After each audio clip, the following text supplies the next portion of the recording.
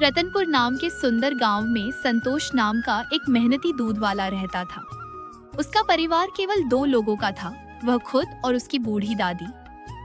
संतोष के माता पिता का बचपन में ही देहांत हो गया था, इसीलिए वह अपनी दादी की पूरी जिम्मेदारी उठाता था। संतोष की सबसे प्यारी साथी थी उसकी गाय मोती। सुबह अंधेरा रहते ही वह जाग जाता, गौशाला साफ करता, मोती को चारा खिलाता और फिर ताज़ा दूध निकालकर पूरे गांव में बेचने निकल पड़ता। उसका दूध इतना ताज़ा और शुद्ध होता था कि पूरा रत्नपुर संतोष के दूध पर ही भरोसा करता था। संतोष की मेहनत और बढ़ते ग्राहकों को देखकर उसकी पड़ोसन मायावती को बहुत जलन होने लगी।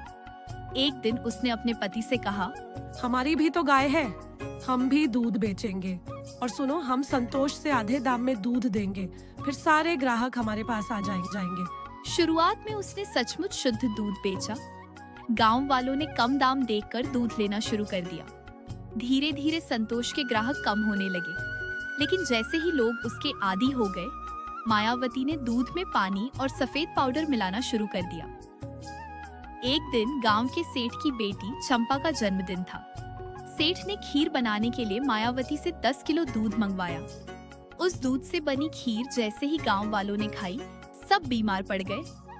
यहाँ तक कि सेठ की बेटी भी दर्द से कराहने लगी। घबराए हुए सेठ ने जांच की और पता चला कि दूध मिलावटी था और वह दूध मायावती का था। कृष्णा नाम के एक ग्रामीण ने यह भी बताया, मायावती ने शुरुआत में शुद्ध दूध देकर सबको बेवकूफ बनाया, फिर लालच में आकर दूध में पानी मिलाना शुरू कर दिया और संतोष को झूठा और ठग बताकर गांव में बदनाम कर दिया। यह सुनकर सेठ बहुत गुस्सा हुआ। उसने सबके सामने कहा, मायावती, तुम्हारी वजह से पूरा गांव बीमार हुआ और तुमने उस ईमानदार संतोष को भी बदनाम कर दिया। मायावती रो पड़ी। उसने सेठ जी, मैंने लालच में गलती की, संतोष काका मुझे माफ कर दो।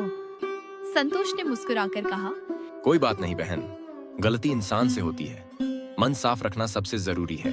गांव वालों को समझ आया कि असली दूध वाला कौन था। सभी वापस संतोष से दूध लेने लगे और मायावती ने हमेशा के लिए दूध का धंधा छोड़ दिया। इस कहानी से आपको क्या सीख मिला? यही कि ईमानदारी देर से सही लेकिन जीतती जरूर है। लालच इंसान को खुद ही गिरा देता है। सच को किसी भी हाल में छुपाया नहीं जा सकता। ऐसी ही अच्छी और नई कहानियों के लिए हमारे चैनल को सब्सक्राइब कर दो बच्चों।